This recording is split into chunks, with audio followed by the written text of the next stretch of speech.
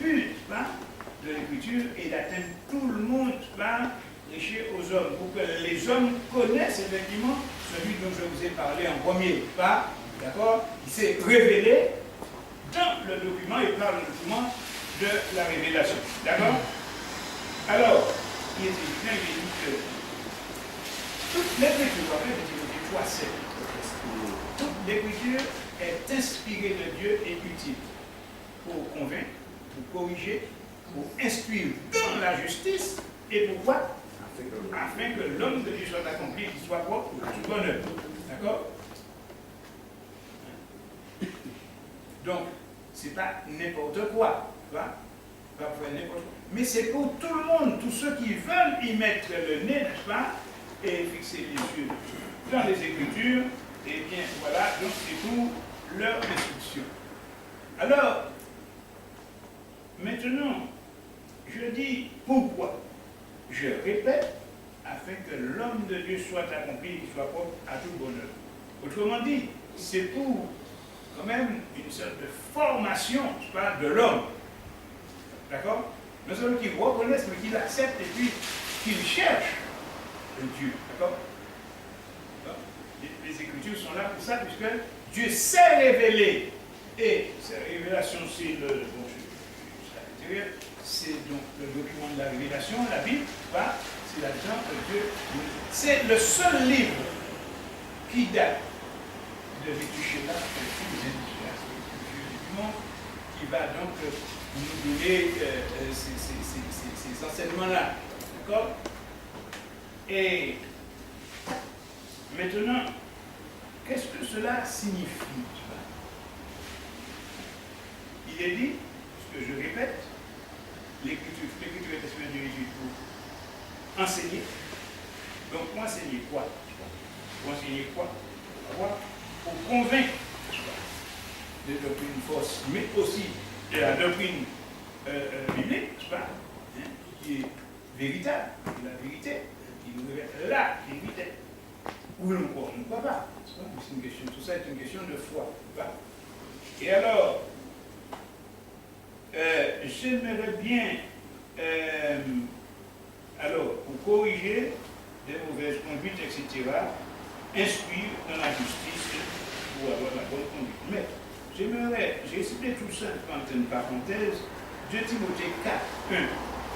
Mais à partir de 1 où il est dit, vous vous rappelez ce passage, il est dit, prêche la parole, insiste en toute occasion, favorable ou non, reprend, censure, exhorte en toute douceur et en instruisant. Pourquoi? Car il viendra, il dit, un temps où les hommes ne supporteront plus la saine doctrine, mais ayant la démangeaison d'entendre des choses agréables, ils se donneront une foule de leur cœur selon leur propre désir, détourneront l'oreille de la vérité et se tourneront vers les femmes. C'est pas ce que nous voyons aujourd'hui. Non, répondez-moi. C'est ça. Et nous aimerions lutter contre cela, contre toutes ces choses-là. Mais vous savez, des fois on se demande, est-ce que ça vaut le coup, puisque aujourd'hui personne ne comprend, personne n'entend. Puis nous ne pas fait appel, nous, on dit qu'à mettre rien de l'autre côté, bon. Et puis, les personnes persévèrent dans leur machin, si bien nous avons une génération de jeunes qu'on ne peut même pas reprendre.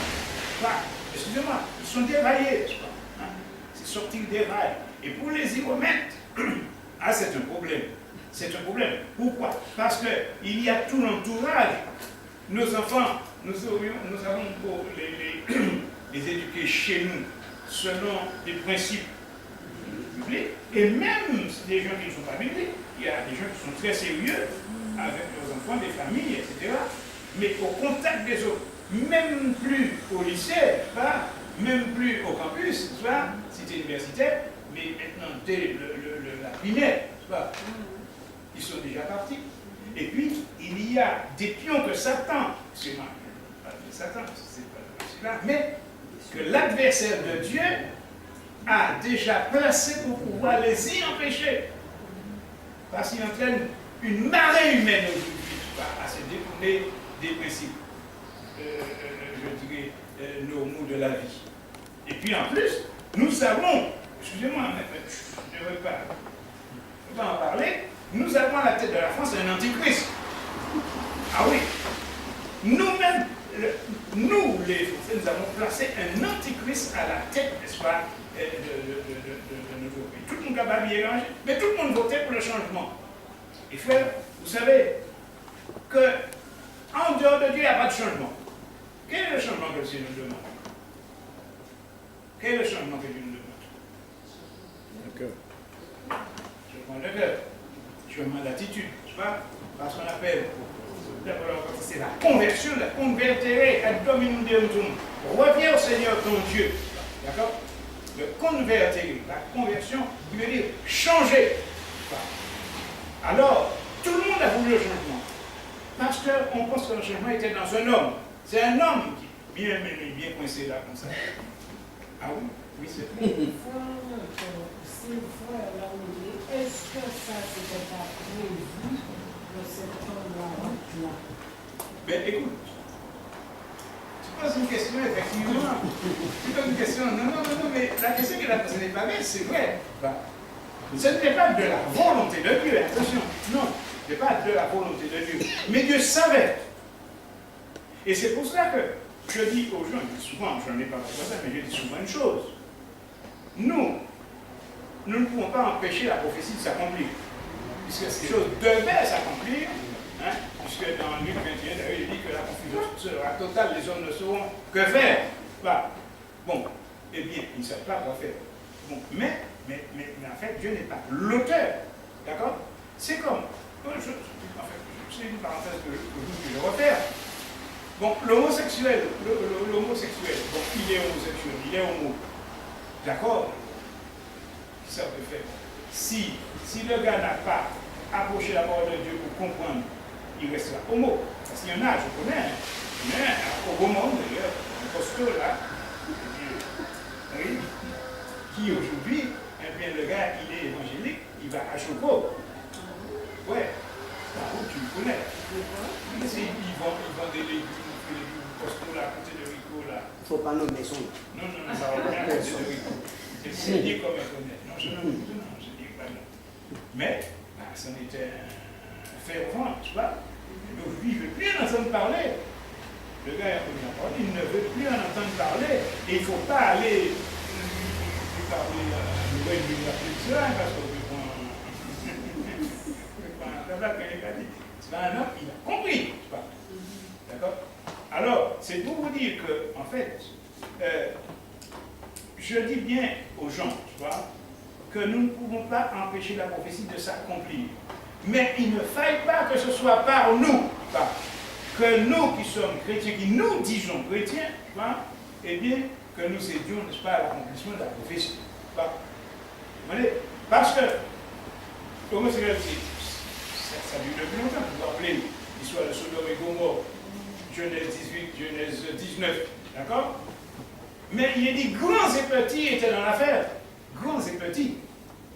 Mais qu'est-ce qui s'est passé? Mais il n'y avait pas de mariage. C'est ça le problème. Il n'y avait pas de mariage. Mais lorsque la Bible dit effectivement que ce qui arriva du temps de Noé arrivera de nos jours, et du temps de Lot, donc Sodome et Gomorrhe arrivera. Eh bien, donc c'était prévu, c'était parce que Dieu avait déjà vu ça, tu vois. Mais Dieu a vu, la preuve que Dieu n'est pas, d'accord, il l'a vu, mais Dieu connaît le cœur des hommes. Si nous pouvons expliquer cela, nous aurions pu retourner à Genèse 6, après la création, bien sûr, donc 1600 ans après la formation de l'homme. Eh bien, qu'est-ce qui va se passer? Il y a eu le déluge, pas? Hein? Mais, dans Genèse 6, mais qu'est-ce que Dieu a dit? Dieu a dit que le cœur de l'homme soit chaque jour.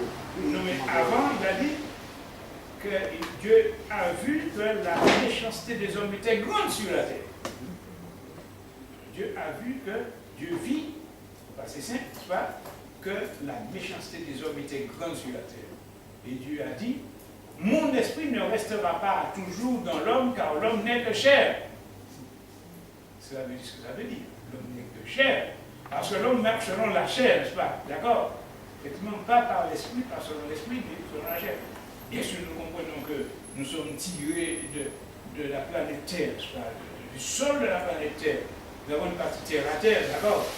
Et nous nous retrouvons de par la même, je dirais, l'habitation ou la tente de ce qui n'est pas terrestre, je dis souvent qui est extraterrestre, c'est-à-dire l'esprit et l'âme, qui ne sont pas de la terre.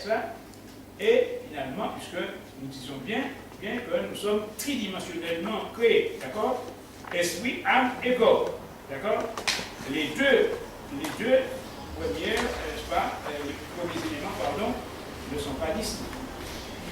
Esprit et âme, il s'agit de Dieu, puisque c'est Dieu qui, lorsqu'il a formé, bibliquement parlant, si nous croyons, quand il a formé cette statue, comme n'importe quel, comment dirais-je, les gars qui font des machins là, les statues là, les sculpteurs, merci, eh bien, n'importe quel sculpteur fait une statue, tu vois, et tu vois que c'est la personne, mais il ne peut pas lui donner vie. Ça, c'est impossible. C'est assez merci que Dieu a fait une statue, tu vois, de la terre, et il y a une statue puissante de par sa bonne intelligence, il a soufflé un esprit, tu vois, le souffle, c'est les mots de Jéhovah reste bon sous le souffle, mais le souffle est devenu ce qu'on appelle l'esprit, et quelque chose de vivant, justement. Et à partir de ce moment, en même temps, l'âme y est entrée, puisque vous vous rappelez, nous disons qu'il y a l'esprit, mais qui nous fait être semblable à Dieu, n'est-ce pas? C'est-à-dire à la ressemblance de la Bible, n'est-ce pas? Dieu qui a sa ressemblance son image, ce n'est pas que nous ressemblons à Dieu, physiquement, non. Mais tout simplement, le fait de l'âme qui est entrée en même temps, l'esprit, et qui est le siège de l'intelligence, de la volonté, n'est-ce pas? Des émotions. Comment? Des émotions. Des émotions, oui, d'accord, etc. Et la conscience, qui est aussi. Et à partir de là, l'homme peut décider. Et c'est là que l'homme est devenu un petit Dieu, dis-je. Un petit Dieu. Parce qu'il peut décider selon sa volonté, il peut faire sa volonté. Parce que n'oublions pas que Dieu ne pose pas, parce que dans Deutéronome 30, Dieu dit, moi je vais demander à la vie, la mort, le bien, le mal, etc., tout parce qu'il est l'éternel, tout, etc. Mais il dit, choisis la vie afin que tu vives. Mais Dieu n'oblige pas, mais il donne un conseil. Choisis la vie afin que tu vives. Donc, par contre, l'adversaire de Dieu t'oblige. Ah oui, tout ça qui a copiné à Satan, il a obligé, n'est-ce pas, de faire sa volonté, parce qu'il y tient. Et il faut que tu fasses comme. Sinon, c'est pourquoi il se trouve dans beaucoup de gens, tu vois, et clairement, vous savez, quand on va chez, c'est une parenthèse encore que je referme, quand on va chez un cadet des affaires, un séancier, en Martinique, nous gardons séancier, mais souvent on va ils disent garder des affaires. Bon. Mais ces gens-là, nous allons chez eux. Mais qu'est-ce que l'homme peut dire? Le frère Hubert, là, est-ce que moi je peux voir ce qu'il y a dans le frère Hubert? Dieu connaît son cœur, Dieu voit le cœur. Et c'est pourquoi il nous est dit que Dieu ne juge pas selon l'apparence. Nous, les hommes, nous jugeons selon l'apparence. Mais Dieu juge selon le cœur. Parce qu'il voit nos cœurs, il connaît le cœur. Mais le Satan, heureusement, il ne connaît pas tout le cœur des gens. Mais selon le comportement, selon la manière de faire, oh, il épie et paf. Parce que ce n'est pas un imbécile, excusez-moi l'expression. C'est pas un imbécile, attention. Vous avez, c'est un ange déchu, mais qui avait une puissance, très grande puissance, c'est pas que Dieu lui a donné, et puis beauté et tout, et qui a contrecarré les plans de Dieu en se détournant toutes ces choses pour pratiquer l'injustice comme le mal.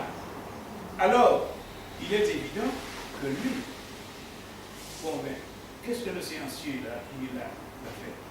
Mais il va lui demander, parce qu'il a ses procédés de passer, comment on appelle ça, c'est, comment on dit ça,